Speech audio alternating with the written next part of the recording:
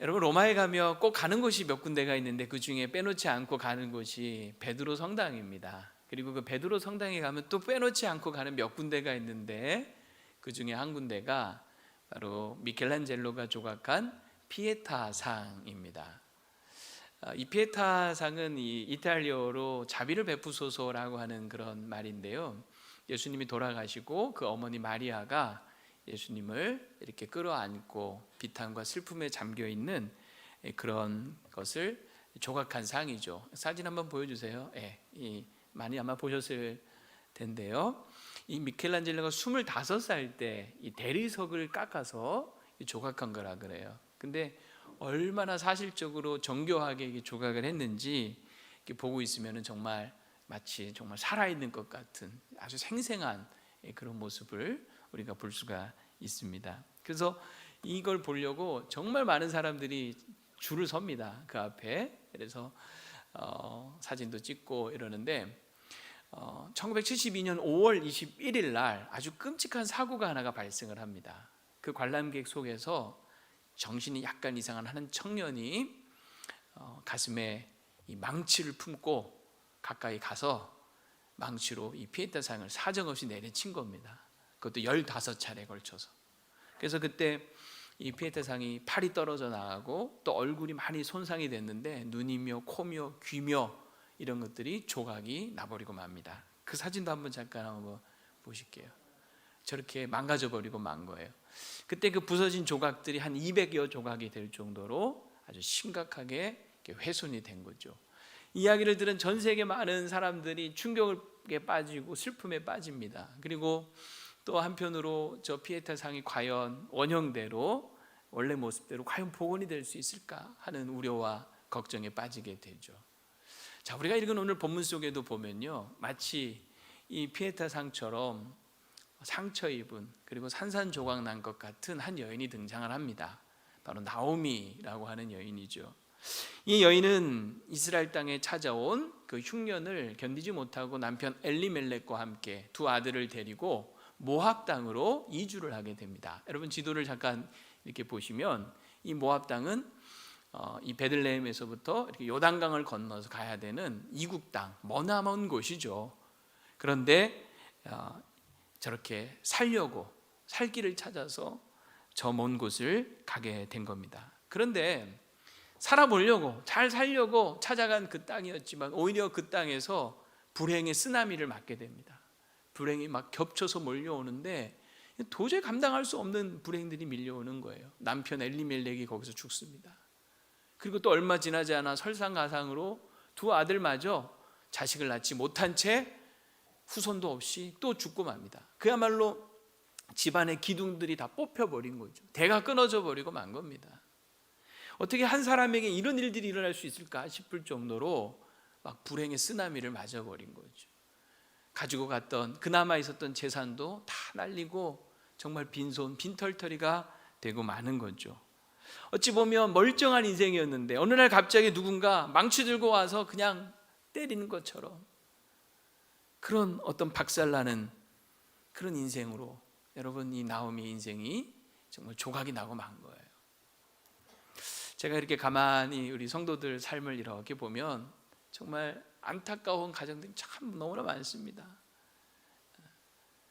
어떻게 힘들어서 어떻게 하나 싶을 정도로 어떻게 견뎌낼 수 있을까 정말 걱정이 될 정도로 삶의 큰 어려움들 속에서 정말 망치로 얻어맞은 것 같은 그런 아픔과 고통 속에 신음하는 분들, 우리 성도들 가정들도 보면 참 많죠. 자, 그런데 이 룻기의 이야기는 이렇게 끝나지 않습니다. 비극으로 이렇게 끝나버릴 줄 알았는데 여러분 이 나오미의 인생에 아주 극적인 회복이 시작이 됩니다. 물론 여러분 그렇다고 뭐 죽은 남편이 살아 돌아온다거나 또는 뭐 죽었던 아들이 살아 돌아오는 일은 없었습니다. 하지만 또 다른 방식으로 무너진 이 가정이 다시 일어서고 살아나기 시작을 하는 거예요. 구겨졌던 그의 인생이 다시 펴지기 시작을 합니다. 산산조각 박살나서 더 이상 소망이 없을 줄 알았는데 다시 소망의 싹이 나고 꽃이 피기 시작하더라는 거예요. 여러분 그래서 우리가 룻기를 가만히 읽어보면 총 4장으로 된 짧은 성경이지만 그 그 스토리 속에 여러분 엄청난 반전, 엄청난 역전들이 일어납니다. 그래서 이 룻기 마지막 이 4장에 가서 보면 그 유명한 다윗이 바로 이 나오미의 가정을 통하여 나오게 되는 거죠. 그러니까 나오미의 가정을 통하여서 그 다윗이 나왔고, 또 그 다윗을 통하여 누가 오시죠? 우리의 구원자이신 예수 그리스도께서 오시지 않습니까? 그러니까 하나님의 이 구원의 큰 역사, 그 큰 역사에 이 가정이 비록 아픔과 고통을 겪었지만 하나님은 이 가정의 아픔과 고통을 승화시키고 역전시키셔서 오히려 하나님의 구원의 큰 강물에, 그 물줄기에 이 가정을 쓰시더라 하는 거예요. 이 룻기는 처음에는 기근으로 시작합니다. 죽음으로 시작을 합니다. 결핍으로 시작을 합니다. 슬픔으로 시작을 합니다. 그러나 그 끝은 찬송으로 끝이 납니다. 그리고 생명으로 끝이 납니다. 풍성함으로 끝이 납니다. 기쁨으로 끝이 납니다. 나오미가 훗날 여러분 그 며느리 룻이 보아스와 결혼을 해서 손주를 안겨준 거예요. 그 손주를 안고 있는 이 나오미를 보면서 그 동네 여인들이, 여러분 룻기 4장 15절부터 14절 15절에 보면 이렇게 얘기합니다. 여인들이 나오미에게 이르되 찬송할지어다. 찬송으로 끝나는 거예요. 찬송할지어다. 여호와께서 오늘 내게 기어 물을 자가 없게 하지 아니하셨도다. 이 아이의 이름이 이스라엘 중에 유명하게 되기를 원하노라. 이는 내 생명의 회복자이며 내 노년의 봉양자라. 곧 너를 사랑하며 일곱 아들보다 귀한 내 며느리가 낳은 자로다 하면서 아주 그냥 노래하며 기쁨으로 여러분 이 마지막 부분이 끝나고 있는 거죠. 모든 슬픔과 상실을 극복할 만한 회복이 일어난 거예요. 사실 누구나 다 바라는 아름다운 마지막 결말 아니겠습니까? 여러분 가정 삶에도 이런 놀라운 하나님의 극적인 반전의 역사, 은혜, 회복들이 일어나기를 축복합니다. 축복합니다.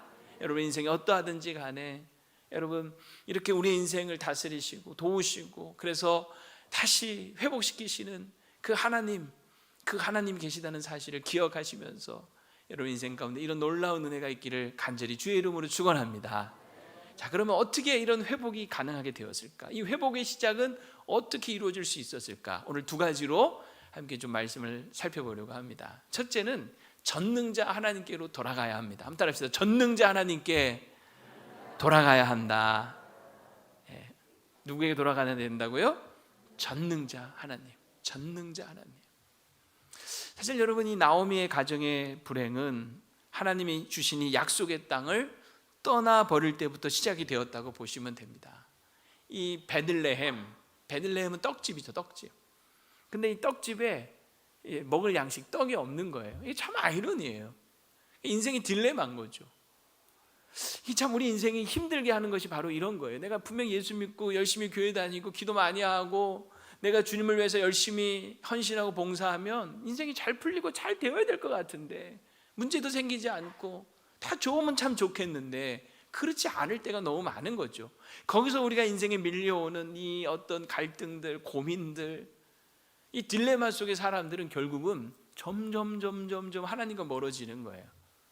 사실 이 나오미의 가정, 이 엘리멜렉 가정이 이 약속의 땅을 등지고 떠날 때, 모압 땅으로 갈 때 그들의 마음속에는 이런 하나님에 대한 소원함과 이 풀리지 않는 어떤 갈등으로 인하여서 내라 모르겠다 하고 떠났을 확률이 참 높습니다. 그래서 이 모압 땅으로 갈 때 이런 반고 하나님께 묻지도 않고 따지지도 않습니다.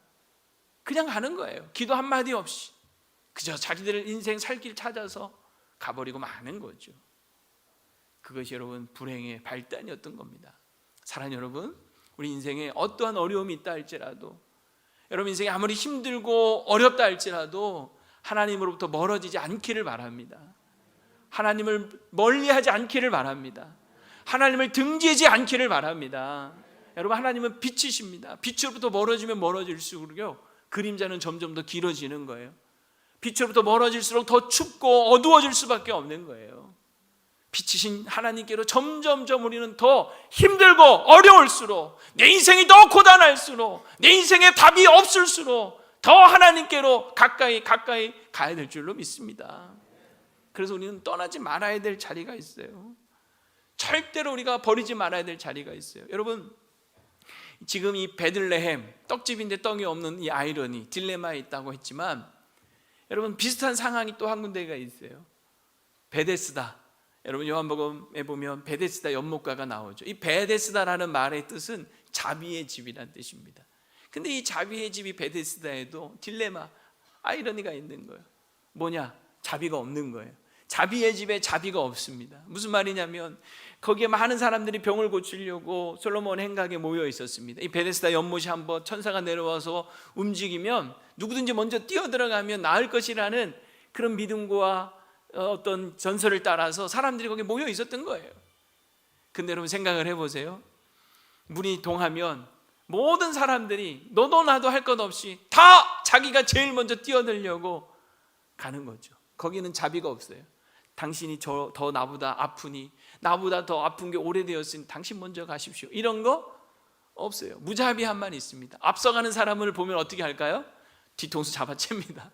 뒷다리가 옵니다. 내가 먼저 들어가야 된다고. 이게 바로 베데스다 역설의 현장이었던 거예요. 자비가 없는 거예요. 그런데 그곳에 누가 있었냐면 38년 된 병자가 있는 거죠. 물론 이 사람은 병든 지 38년 되었고 이 베데스다 연못가에 나온 지는 얼마 됐는지 모르겠지만 이 38년 된 병자는 거기에서 아무리 자기가 먼저 들어가려고 해도 들어갈 수 없는 이 딜레마의 현장 속에, 이 자비가 없는 이곳에 그래도 그는 여전히 그 자리에 머물러 있더라는 거죠. 떠나버리지 않더라는 거죠. 그래서 결국 예수님이 그를 찾아가는 거예요. 그리고 만나주시는 거예요. 그를 고쳐주시는 거예요. 여러분 그런 것 같습니다. 우리 인생이 때로는 답이 없고 해결될 수 없는 그런 여러 가지 상황들 속에 있잖아요. 내가 아무리 그렇게 기도해도, 그렇게 오래도록 기도해도 풀리지 않는 그 시간들 속에 우리는 회의에 빠져서 결국 그 자리를 일어나고 박차고 나가버리는 거 많은 거죠. 여러분 기근보다 더 큰 불행은 뭔지 아십니까? 기근도 불행이지만 기근보다 더 큰 불행은 그 기근 때문에 하나님을 등지고 멀리하는 거예요. 우리가 고난이 고난으로, 불행이 불행으로 끝나지 않으려면 하나님께로 다시 돌아가야 합니다. 나오미는 돌아왔어요. 그래서 살기 시작하고 회복이 되는 거예요. 정말 잘한 거죠. 예수님이 말씀하신 유명한 여러분 탕자 비유 아시지 않습니까? 둘째 아들. 가만히 성경에 보면 이 둘째 아들은 잘한 것이라고는 정말 눈 씻고 찾아봐도 하나도 없어요. 그런데 잘한 거 하나도 없는 이 둘째 아들이, 이 탕자가 딱 하나 잘한 거 있습니다. 뭐죠? 다시 돌아온 거예요. 돌아온 거. 그거는 정말 잘한 거예요. 자기 형편이 어떠하든지, 자기 몰골이 어떠하든지 다시 돌아온 거, 이건 정말 잘한 거예요. 그래서 예수님의 말씀하신 이 비유는 집 나간 아들의 비유가 아니라 돌아온 탕자의 비유가 된 거예요. 돌아온 탕자가 중요한 겁니다. 돌아왔다는 게 중요하더라는 것이죠. 사랑하는 여러분, 하나님께 돌아올 수 있게 되기를 축복합니다. 멀리 떠나 있는 사람들 다시 돌아올 수 있게 되기를 바랍니다. 떠나 있던 예배의 자리, 은혜의 자리, 기도의 자리, 회복의 자리, 축복의 자리, 하나님이 기다리시는 자리, 하나님을 만날 수 있는 그 자리, 그 자리를 사수하시고 그 자리에 머무시기를 바랍니다. 38년이라는 시간이 흐른다 할지라도 내가 나음받을 수 있는 곳이라면, 내가 살 수 있는 곳이라면, 내가 주님을 만날 수 있는 곳이라면, 내 기도의 시간이 아무리 오래되고 응답이 더딘다 할지라도 여러분 그 자리, 응답받을 수 있는 그 자리라면 그 자리를 끝까지 지킬 수 있는 여러분 되기를 바랍니다. 때가 되면 여러분 반드시 하나님의 응답이 있는 거예요. 우리 성도들이 잊어버리지 말아야 될 게 뭐냐면 베들레헴, 떡집에 떡이 없는 상황이었지만 여러분 오늘 22절 끝에 보면 보리 추수 시작할 때 베들레헴이 이르다. 보리 추수 시작할 때 다시 회복의 때가 있는 거예요. 여러분 분명히 회복의 때가 있는 거예요. 하나님의 약속의 때가 있는 거예요. 그 때를 기다리고 여러분 그 자리를 지켜낼 수 있는 여러분 되기를 축원합니다. 근데 이렇게 돌아오면 사는데, 돌아오려면요 먼저 우리 안에 극복해야 될 두 가지 마음이 있더라고요. 이 마음이 극복되지 않으면 돌아오기가 참 어려워요. 어떤 마음이냐? 첫 번째는 뭐냐면 현실을 부정하려고 하는, 현실을 인정하려고 하지 않는, 그래서 현실을 도피하려고 하는 이 마음을 극복해야 합니다. 사람들은 자신들의 문제가 남에게 알려지는 것이 두렵고 부끄러워서 자꾸 남 앞에서 괜찮은 척, 아무렇지도 않은 척 합니다. 물론 뭐 사람들 앞에서 뭐 그럴 수 있습니다. 근데 문제는 뭐냐면 그렇게 하다 보니까 자기가 정말 괜찮은 줄 아는 거죠. 심지어는 더 큰 문제는 뭐냐면 우리가 주님 앞에 나왔을 때조차도 자꾸 자신의 문제를 숨기고 감추고 그냥 스스로 괜찮다라고 그렇게 착각할 때가 있더라 하는 거예요. 여러분, 요한복음 4장에 보면 유명한 그 수가성 여인, 사마리아 여인 이야기가 나오지 않습니까? 예수님이 우물가에서 만나주신 그 여인. 이 여인은 많은 문제가 있었죠. 예수님과 대화하던 중에 예수님이 그 문제의 핵심을 딱 지적을 하십니다. 네 남편을 불러오라. 그랬더니 여인은 어떻게 하죠? 그 여인의 대답은 뭐냐면 자신의 그 문제를 감추는 데 급급합니다. 나는 남편이 없습니다 하고 손사래를 치는 거예요. 사실 예수님은 이미 이 여인의 문제를 다 알고 계셨어요. 이 여인에게는 남편이 5이나 있었고 지금 있는 남편도 남자도 남편이 아니라는 것을 주님은 알고 있었어요. 다 알고 말씀하시는 거예요. 근데 주님이 그렇게 말씀하시는 이유가 뭘까요? 그 수치스러운 것을 들춰내서 창피 주고 면박 주려고 하는 것일까요? 아닙니다.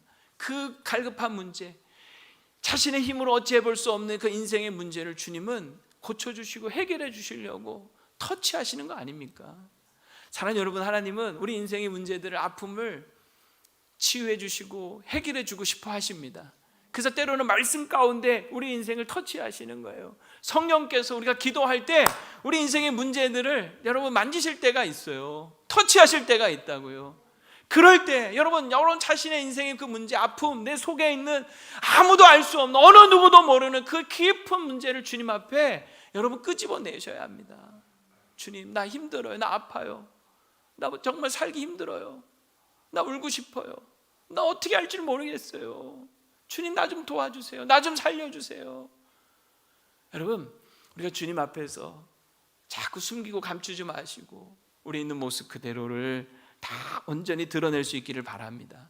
상처는 부끄러워도요, 드러내야 치료가 되는 거예요.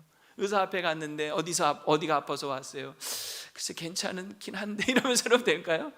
다 말하는 거예요. 부끄럽지만 보여주고 싶지 않은 부분까지도 다 내가 여기가 아파서 왔고 이렇고 저렇고, 그래야 제대로 치료가 될 수 있는 거 아니겠어요? 우리 주님 앞에서도 자꾸 괜찮지 않은 척 그러면서 여러분 주님을 자꾸 멀리하지 마십시오. 주님께 돌아가야 살 수가 있습니다. 주님 앞에 다 보여드리면 주님이 만지시고 고치시고 치료하십니다. 하나님께 돌아가려면 또 하나 극복해야 될 두 번째 마음은 뭐냐면 원망과 책임 전가, 그리고 자기 비관하는 이 마음이에요. 사실 이 나오미 입장에서 이 인생의 자기 인생에 닥쳐온 이 불행에 대해서 뭐 원망하고 책임을 전가하려면요 얼마든지 할 수 있는 거죠. 흉년 때문에 원망하고 남편 때문에 책임 전가하고, 그 남편이 괜히 모압으로 가자고 해서 이 꼴 당한 거 아니야?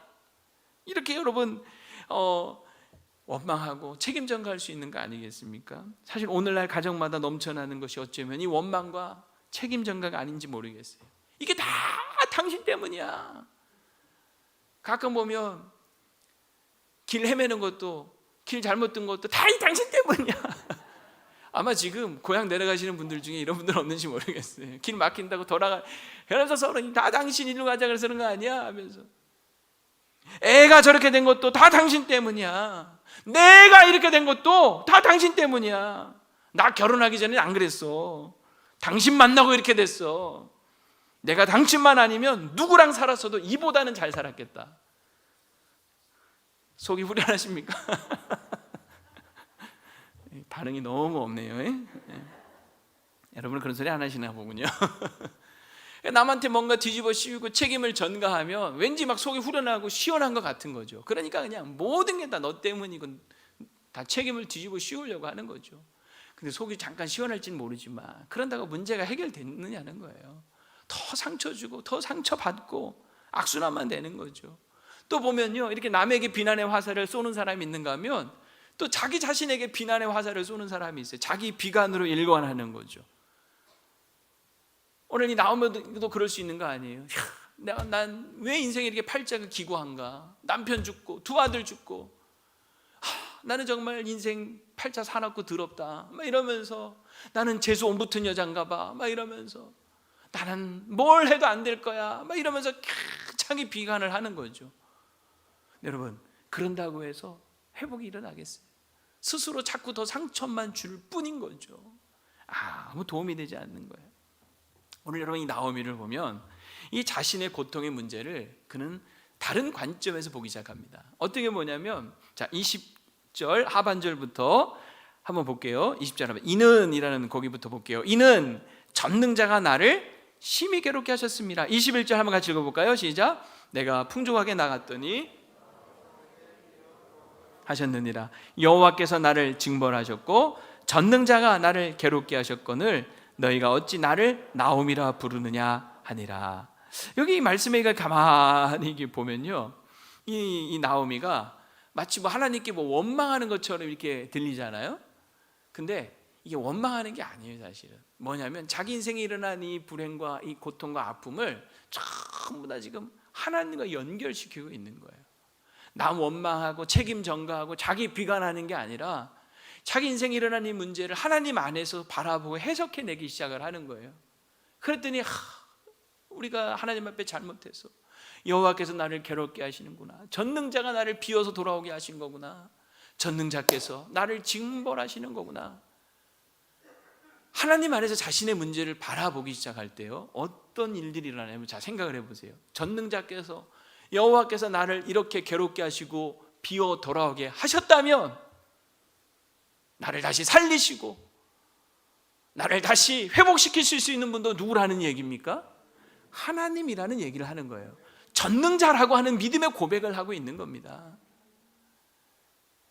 그래서 여러분, 나오미는 자신을 더 이상 나오미라 하지 말라, 나를 말하라 하라 이렇게 얘기하지 않습니까? 그러니까 하나님 앞에서 자기 자신의 있는 모습 그대로를, 이 나오미는 기쁨이라는 뜻이고 이 말하라는 말은 쓰다, 고통이다 이런 말이거든요. 하나님 앞에서 자신의 있는 모습 그대로를 받아들이면서 이 문제가 결국 하나님이 해결해 주셔야만 해결될 수 있다라고 하는 그 고백이 바로 이 고백이었던 거예요. 여러분, 그렇습니다. 전능자께서 나를 괴롭게 하시고 전능자께서 나를 비워 돌아오게 하시고 전능자께서 나를 징벌하신 것이라면, 여러분 이제 내가 살 길은 딱 하나인 거죠. 뭐예요? 그 전능자, 그 여호와께로 돌아가는 것인 줄로 믿습니다. 그 전능자께로 돌아가면, 여러분 오늘 제가 예배 시작 전에 읽어드린 성경 말씀 호세아 6장 1절로 2절 말씀, 여러분 화면으로 한번 같이 한번 읽어봅시다. 시작. 오라 우리가 여호와께 돌아가자. 여호와께서 우리를 찢으셨으나 도록 낫게 하실 것이요 우리를 치셨으나 싸매어 주실 것임이라.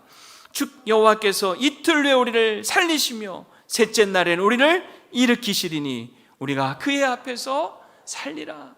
아멘. 우리를 찢으셨으나 싸매어 주시고 치셨으나 우리를 고치실 수 있는 분도 누구라는 거예요? 여호와 하나님인 거예요. 치셨으니 낫게 하실 수도 있고, 그게 우리 하나님이에요. 그래서 우리가 여호와 앞에서 살리라. 이틀 후에 3일 후에 우리를 살리시고 일으키실 수 있는 분. 여러분 비슷한 고백을 한나가 또 하죠. 사무엘상 2장 6절부터 8절 말씀에 보면 참 기가 막힌 고백이에요. 이 말씀을 여러분들이 정말 그대로 믿으셨으면 좋겠어요. 같이 한번 또 읽어봅시다. 시작. 여호와는 죽이기도 하시고 살리기도 하시며 스올에 내리기도 하시고 거기서 올리기도 하시는도다. 여호와는 가난하게도 하시고 부하게도 하시고 낮추기도 하시고 높이기도 하시는도다. 가난한 자를 진토에서 일으키시며 빈궁한 자를 거름더미에서 올리사 귀족들과 함께 앉게 하시며 영광의 자리를 차지하게 하시는도다. 땅의 기둥들은 여호와의 것이라 여호와께서 세계를 그것들 위에 세우셨도다. 모든 것이 하나님의 손안에 있다는 거죠. 역사를 주관하시고 우리 인간의 모든 생사화복을 다 주관하시는 분이 하나님이라는 겁니다. 그래서 우리를 죽이실 수도 있지만 살리실 수 있는 분도 하나님이신 거예요. 우리를 낮추시기도 하지만 높이시기도 하고 가난하게도 하시지만 부하게도 하실 수 있는 분이 우리 하나님이신 거예요. 가난한 자를 진토에서 일으키시고 빈궁한 자를 거름더미에서 다시 올리셔서 귀족들과 함께 하시고 영광의 자리를 차지하게 하실 수 있는 분, 그분이 우리 하나님이십니다. 이 말씀을 정말 여러분들이 그대로 믿으시기 바랍니다. 우리 인생을 다시 회복시키시고 역전시킬 수 있는 분이 하나님이신 거죠. 그래서 우리 인생에 고통이 올 때마다 원망하고 책임 전가하고 자기 비관에 파묻혀 있으면 안 돼요. 오히려 이런 역전케 하실 수 있는, 이 고통의 문제를 돌파케 하실 수 있는 그 힘을 주시는 하나님을 의지하고 바라보실 수 있기를 바랍니다. 넘어지더라도 하늘을 보시기를 바랍니다. 넘어져서 땅만 헤매지 마시고 넘어질 때 넘어져서야 보일 수 있는 하늘을 보셔야 되는 거예요. 넘어지더라도 하나님 쪽으로 자빠지시기를 바랍니다. 옆 사람과 한번 인사해주세요. 자빠지더라도 하나님 쪽으로 자빠집시다. 7번 넘어질지라도 다시 일으켜 주시는 분이 하나님이신 거예요. 하나님께로 돌아가십시오. 하나님이 돌아가셨습니까, 여러분? 지금도 시퍼렇게 살아계시는 우리 하나님이세요. 믿으시기 바랍니다. 이 하나님의 믿음 잃지 마세요. 다른 거 다 없고 다 잃을지라도, 우리가 가진 게 뭐가 아무것도 없을지라도 이 하나님에 대한 믿음만은 여러분 잃지 마세요. 세상 사람들 가끔 그런 말 하잖아. 영화 유명한 대사, 야 우리가 돈이 없지 가오가 없냐. 근데 우리는 이거 바꿔야 돼요. 뭐라고 해야 될까요? 우리가 돈이 없지 뭐가 없어? 믿음이 없냐? 우리가 돈이 없지 하나님이 안 계시냐? 이번에 명절 때 가족들 믿지 않는 친지들 만났을 때 기죽지 마시고 내가 좀 안 믿는 사람들보다 돈도 없고, 괜찮아요. 우리 누가 계세요? 하나님 계시. 그 하나님에 믿음이 있잖아요. 돈도 없는데 믿음도 없으면 어떡할 거예요? 잘 되지도 않는데 믿음도 조차 없으면 어떡할 거예요? 돈은 없어도 믿음은 꼭 여러분 있기를 바랍니다. 그 믿음이 우리를 다시 살리고 회복시키는 거예요. 전능자 하나님께서 우리와 함께 계십니다. 그 하나님 의지하여 적군을 향해 달리고 그 하나님 의뢰하면서 여러분 담을 뛰어넘을 수 있는 우리 성진의 식구들 되기를 주의로 축원합니다. 아멘, 아멘, 아멘. 하나님 시퍼렇게 살아계신다고요. 그 하나님께 돌아가십시오. 그 하나님 만날 수 있는 은혜의 자리에서 머무십시오. 첫 번째가 여러분 전능자 하나님께 돌아가야 된다면, 두 번째는요 따뜻한 공동체로 돌아가야 합니다. 어디로 돌아가요? 따뜻한 공동체. 나오미가 잘한 것 또 하나가 뭐냐면 고향으로 돌아온 곳이죠. 이 고향이 어떤 곳이에요? 여러분 많은 분들 고향 찾아갔습니다만 따뜻한 곳, 그것이 고향 아닙니까? 자신이 지고 있는 이 고통의 무게를 혼자 감당할 수 없다는 것을 나오미는 알았던 거죠. 우리도 마찬가지예요. 우리 인생의 짐 우리가 어떻게 다 혼자 다 감당할 수 있습니까? 그런데 고집 피우는 사람들이 있어요. 자존심 내세우면서 나는 내 짐 내가 지고 가겠다, 아무에게도 이걸 나눠주지 않으려고 하는 거, 여러분 그거 좋은 거 아닌 거예요. 바울도요, 여러분 갈라디아서 6장 2절에 보면 뭐라고 얘기하면 너희가 짐을 서로 지라 그리하여 그리스도의 법을 성취하라 그랬어요. 짐을 서로 진다는 것은 짐을 서로 나눠지라는 거예요. 내 짐도 너가 지고 네 짐도 내가 지고, 그래서 서로 짐을 지는 거예요. 그래서 그리스도의 법, 사랑의 법, 이거를 성취해 가는 거예요. 이게 교회 공동체고 가정 공동체인 것이죠. 근데 사람들은 자신이 좀 실패했다 생각하면 자꾸 더 움츠러들고 외톨이가 되려고 해요. 난 어딜 가도 환영받지 못할 것이다, 사람들이 나를 조롱하고 비웃을 것이다, 이런 생각에 자꾸 보호막을 두껍게 치기 시작합니다. 다른 사람들이 가까이 오지 못하도록 나를 세우고 가시를 돋고 사람들을 경계하고 멀리하기 쉽더라는 거죠. 근데 그럴수록 더 회복은 힘들고 어려워지는 거예요. 따뜻한 공동체, 품어줄 수 있는 공동체로 돌아가야 합니다. 참 감사한 건 뭐냐면요, 오늘 이 나오미가 돌아간 이 고향, 이 사람들은 이 나오미를 어떻게 맞이해 줬느냐. 자, 오늘 19절 한번 보세요. 19절 보면 이에 그 두 사람, 이 두 사람은 나오미와 그 며느리 룻이죠. 베들레헴까지 갔더라. 베들레헴에 이를 때에 온 성읍이 그들로 말미암아 뭐 했어요?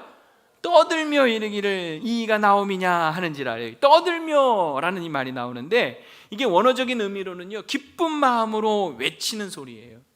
마치 여러분 죽은 줄 알았던 아들이 살아 돌아왔을 때 그 아버지가 기뻐했던 것처럼, 그래서 동네 사람 다 불러 모아놓고 잔치를 벌였던 것처럼, 그때 동네 사람들이 다 잔치를 벌일 때 막 떠들면서 노래하면서 기뻐했던 거예요. 그랬더니 밖에 있던 첫째 아들이 돌아왔을 때 이 집안에 떠드는 소리를 보고 이게 무슨 소리냐 했던 그 떠들다는 말이 여기서 나와요. 얼마나 기뻤는지 가만히 있지 못하고 함께 막 떠들면서 축하하면서 기뻐했던 거죠. 나오미가 빈털터리로 돌아왔지만 어느 누구 하나도 이 나오미의 모습을 보면서 비웃거나 흉보지 않은 거예요. 뒤에서 속닥속닥 하면서 뒷담화 까고 그러지 않았다는 거예요. 사랑하는 여러분, 우리 교회 공동체 안에서 절대로 서로 뒤에서 뒷담화 까는 일이 없길 바랍니다. 아이고 꼴 좋다 이런 소리 하면 안 되는 거예요. 회복에 있어서 꼭 필요한 것은 무엇이냐? 즐거워하는 자들로 함께 즐거워하고 함께 웃고 우는 자들로 함께 우는, 로마서 12장 15절에 있는 그 말씀처럼 함께 웃고 함께 울 수 있는 그 공동체가 이 회복에 있어서 꼭 필요한 거죠. 가족이 그래야 되고 또 교회가 그래야 될 줄로 믿습니다. 세상에는 정말 자신을 보호해 줄 그 벽이 창호지보다 더 얇은 사람들이 많아요. 창호지보다 더 얇은 벽으로 간신히 지탱하고 있는 그런 힘들어하는 사람에게 여러분 무엇이 필요할까요? 힘내라 하는 말도 필요하겠지만 그렇게 힘내라고 100번 말해주는 사람보다 정말 힘이 되어주는 사람이 필요하지 않겠습니까? 힘이 되어주는 사람이 되시기를 바라요. 마가복음 2장에 보면 한 중풍병자가 나오죠. 그 중풍병자 꼼짝달싹 못하는 사람 아닙니까? 그를 돕기 위해서 4명의 친구가 힘이 되어주는 거예요. 들것을 만들고 들것에 싣고 들것을 옮기고 예수님께 가는 길이 막혔을 때는 지붕에 올라가서 지붕을 뜯고 달아내리고 정말 힘이 되어주는 거죠. 평생에 여러분 고마워하지 않겠습니까? 우리 교회 안에 그런 공동체, 이 힘이 되어주는 사람들이 꼭 필요한 거예요. 여러분 다니엘도 마찬가지예요. 다니엘에게는 3 친구가 있었어요. 함께 뜻을 정하고 이 느부갓네살 왕이 꿈을 꾸고 나서 알아맞추라고 회몽에 내라고 할 때 다니엘조차도 처음에는 당황하잖아요. 그때 다니엘이 제일 먼저 한 게 뭔지 아십니까? 이 3 친구를 찾아가서 나와 함께 기도해달라, 기도를 부탁하는 거예요. 같이 기도할 때 하나님이 그 꿈을 알게 하시고 해몽케 하시는 거예요.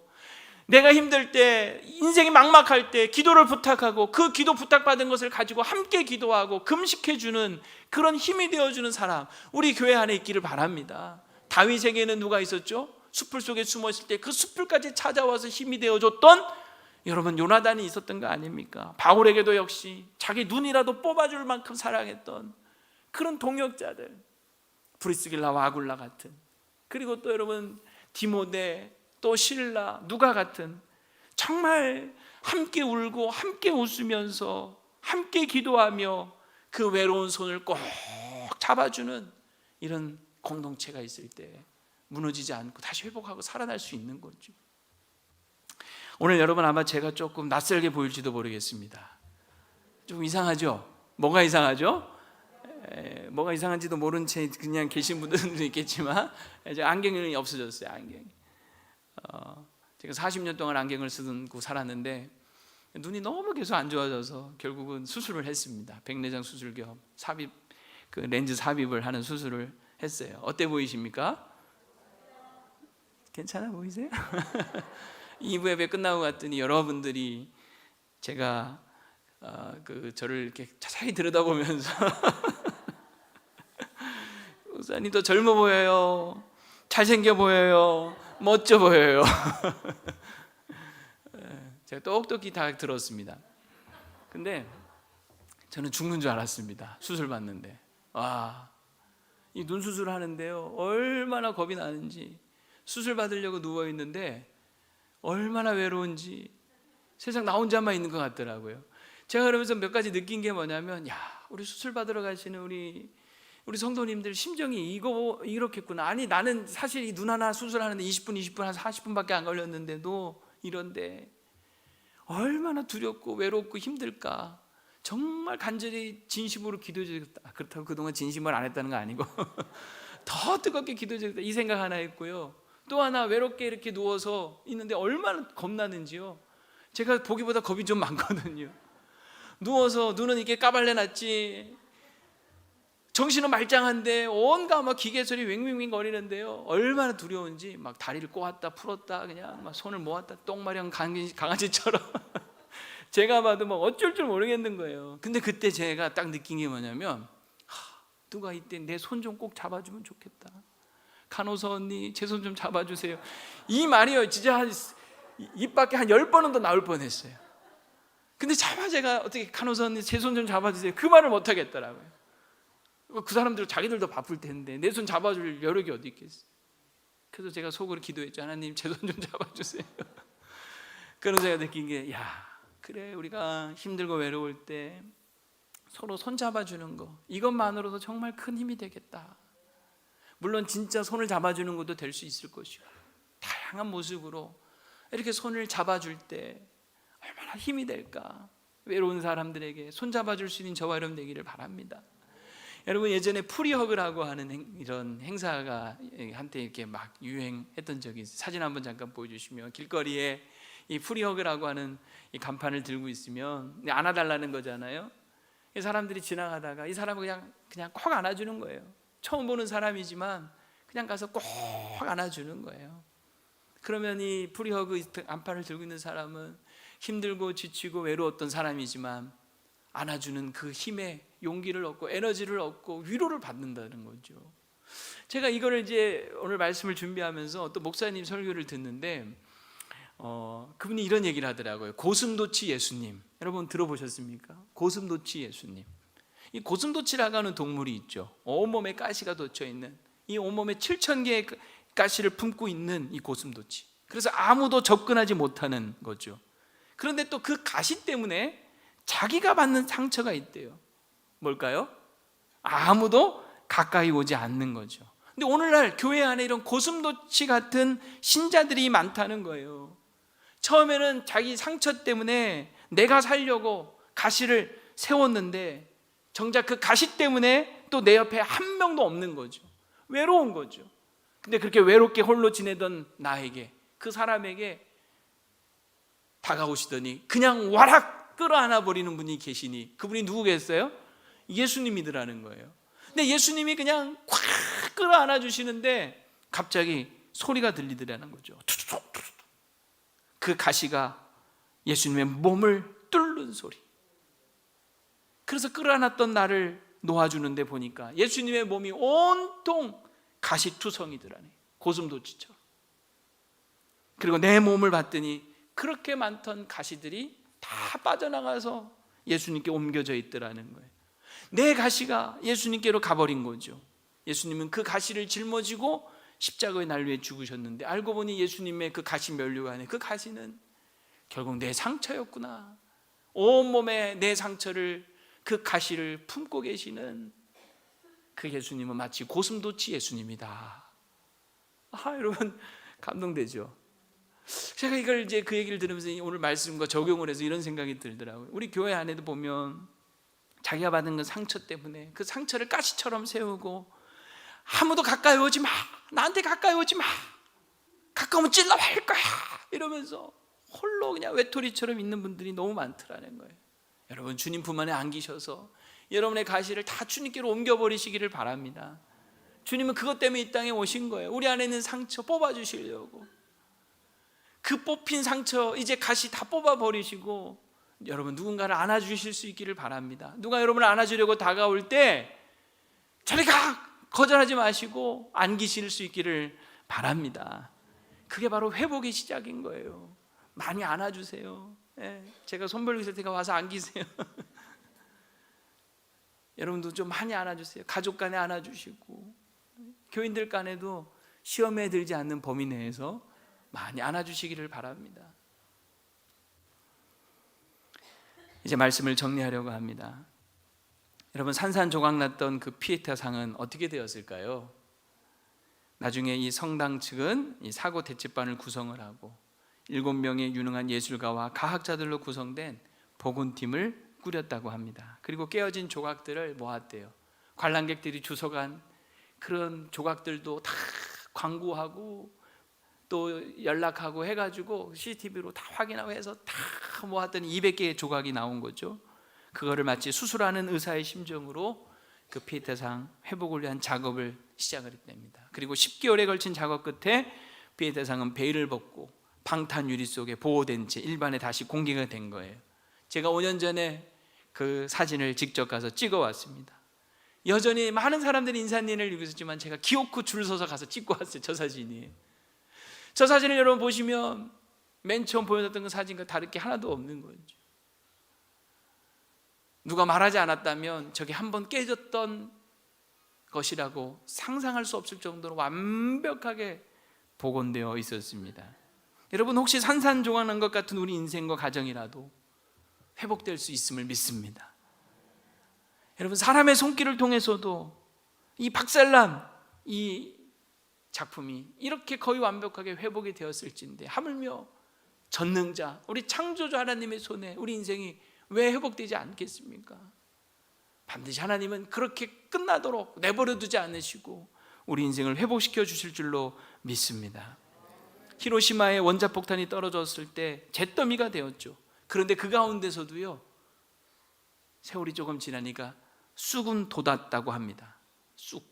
여러분, 쑥대밭이란 말이 있잖아요. 두 가지 의미가 있어요. 쑥대밭. 하나는 폐화가 되었다라는 말도 있지만, 또 하나는 쑥이 무성하게 나 있는 밭을 의미하기도 합니다. 내 인생 어찌 보면 쑥대밭이 된 것 같을지 몰라도, 그 안에 폐화가 된 것 같을지라도 그 안에 생명의 싹, 하나님의 회복의 역사는 반드시 일어나게 될 줄로 믿습니다. 제가 서두에서 우리 성도들을 이렇게 보면 정말 안타까울 그지없는 성도들 너무 많아요. 기도 제목을 보거나 또 그 사정을 듣게 되거나 신방을 가서 알게 되거나, 우리 또 부교육자들이 가서 신방한 보고를 듣게 되거나 하면 제 마음도 어떡하지? 정말 다시 일어설 수 있을까? 다시 회복될 수 있을까? 이런 안타까움이 있지만, 그러나 우리가 그럼에도 불구하고 다시 회복해 하시는 이 하나님에 대한 기대와 소망을 잃어버리지 않기를 바랍니다. 그래서 기도하는 거죠. 하나님 살려주세요. 하나님 고쳐주세요. 하나님 싸매주세요. 하나님 다시 일어날 수 있게 도와주세요. 반드시 하나님께서, 그 전능하신 하나님께서 우리 인생 가운데 이런 회복의 은혜를 베풀어 주실 줄로 믿습니다. 전능자 하나님께 돌아갑시다. 따뜻한 공동체 안에 돌아갑시다.